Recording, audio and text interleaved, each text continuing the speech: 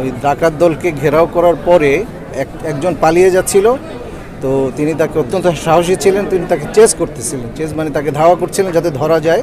সেই জন্য ওখানে যখন গেলে একটু দূরে যাওয়ার পরে দুষ্কৃতিকারী তার উপরে ছুরি দিয়ে আঘাত করে।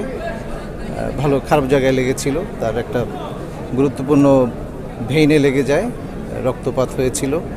সর্বোচ্চ চেষ্টা ছিল, আনফর্চুনেটলি বাঁচানো যায়। আলটিমেটলি আমরা আমাদের একটা অত্যন্ত সাহসী কর্মঠ দক্ষ একজন অফিসারকে হারিয়েছি। খুব সহজে এটা আমরা ছাড়ব। এটা হয়েছিল যে মূলত বাড়ি ঘেরাও করার পরে একদিক দিয়ে যখন পালিয়ে যাচ্ছিল, এই জায়গাটা ছিল লেফটেন্যান্ট তানজিম যেখানে ছিল সেই দিক দিয়ে।